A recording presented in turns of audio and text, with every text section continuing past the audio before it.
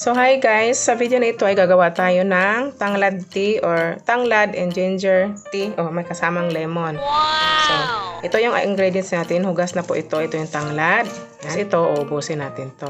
Tapos may dagdag ako na turmeric. Wow. So, turmeric powder. So, kaunti lang. So, mamaya papakita ko sa inyo.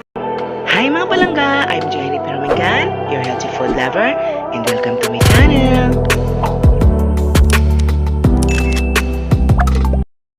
Sa mga ingredients, mayroon tayong lemongrass, ginger, lemon, honey, and turmeric powder. So guys, unahin na natin sa pagbalat ang ating luya or ginger.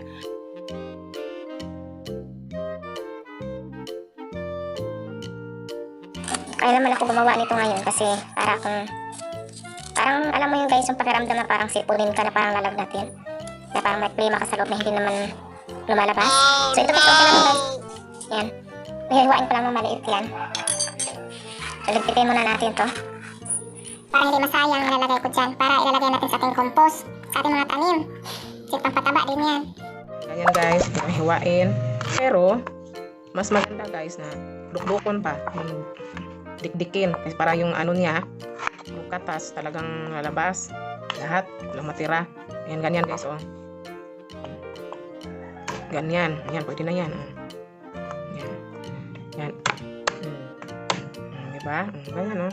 Ayan, pisa na siya.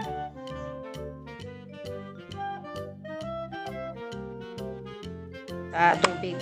Pakukuluan natin. Yan. Yan. Ano yung lalamunan?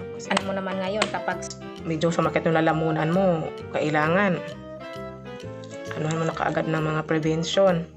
Mag-herbal-herbal muna tayo. Pero disclaimer lang guys ha, may mga malubha kayong mga karamdaman, o kailangan mag-check up talaga kayo sa inyong mga doktor. Kasi syempre pag malubha ka na, di ba? So ito naman, medyo may maramdaman ka ng hindi maganda, o kang gagawa ng paa para bawas-bawasan yung naramdaman nating sakit. So magpakulo tayo guys dito. Kulon guys, kulon ang gamit ko. So ilalagay ko na to. Kulon or palayok. Sabi ni mama palayok. Kulon sa Bisaya kasi to eh. So ayan, palayok. Ilagay na natin yan. Mamaya lalagyan natin ng tubig. So hiwain, anuin ko muna yung tanglad. Tabi muna natin yung kulon natin dito. So guys, ito na.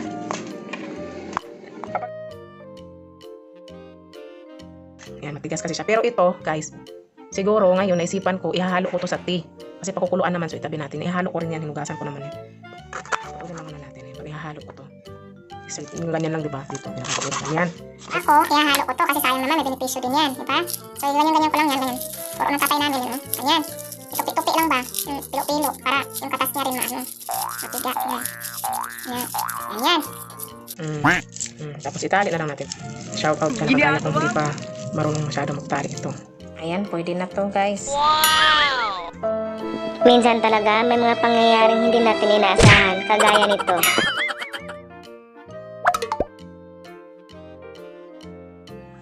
Ay, siya eh. Ayan. Wow! Diba?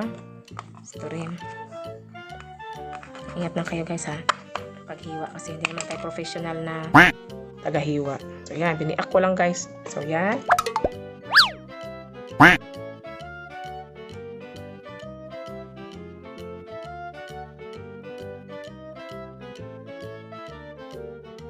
So mga langga, hiwain lang natin yung isang tanglad at yung isa naman ay ating dikdikin. So ipakita ko lang sa inyo.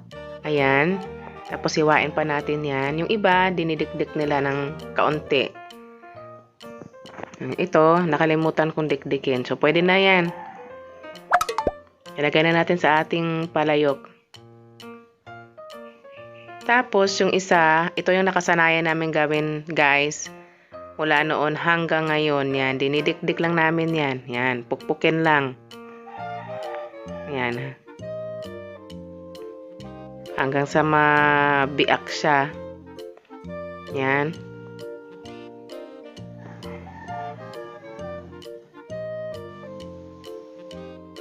Ayan. Tapos putulin lang natin para magkasya sa ating palayok.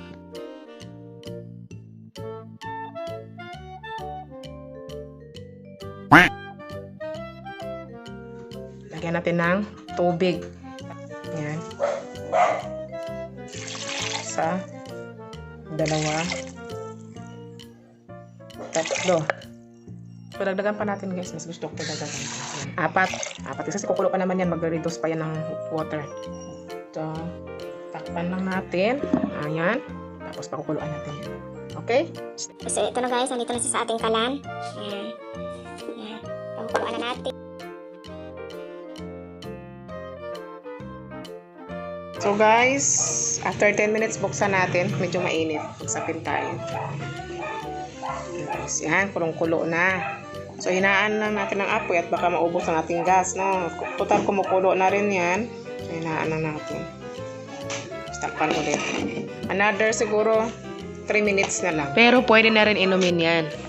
So, okay na to guys. 13 minutes. Okay na yan. So, sandok na ta. Salok na tayo guys. Salok na. Minsan sinasala ko naman ito, pero ngayon, hindi ko siya sinala. So, depende na po sa inyo yan kung gusto nyo salain, okay?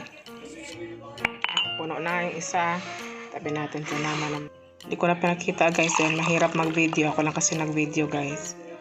So, mahirap mag-video nang nakahawak ka sa camera mo at sa palayo. So, ito guys. Ayan, dalawa.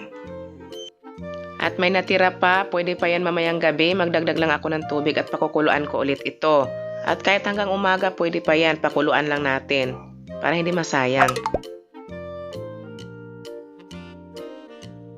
So, pwede na rin inumin yan guys, na luya lang. Pero dahil gusto kong magkaroon ng benepisyo pa na galing sa turmeric, magdagdag tayo ng turmeric powder dito. Pwede namang isang kutsarita, pero kaunti lang yung idagdag ko kasi medyo strong po yung lasa ng ating turmeric. Pero marami po itong benepisyo.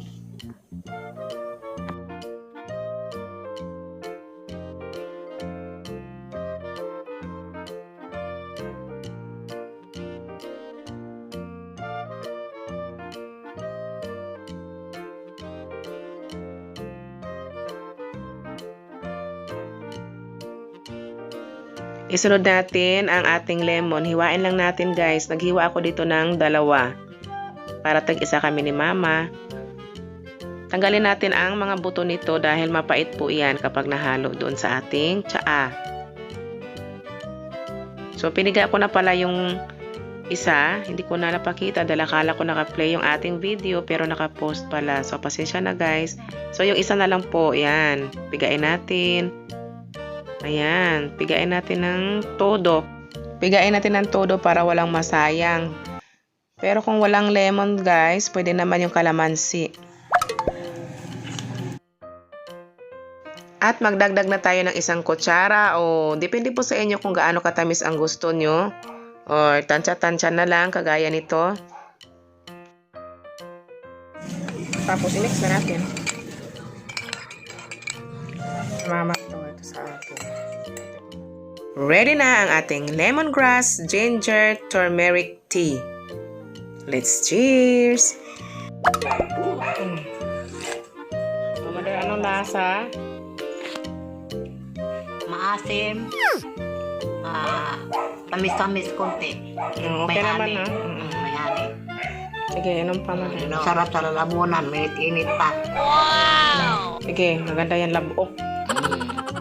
Yan. Ano na, napaso ng lalamunan ko.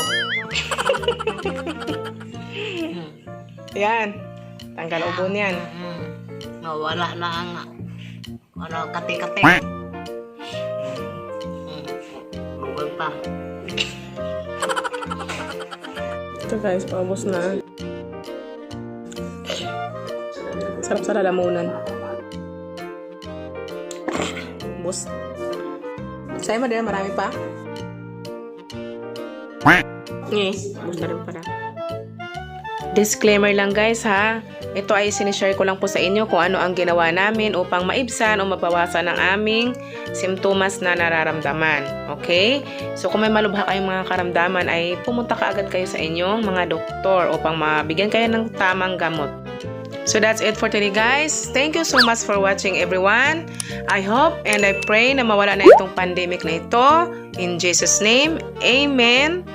At stay healthy lang kayo dyan. Keep safe. And God bless us all. Bye! See you on my next vlog. Love you all, mga langga.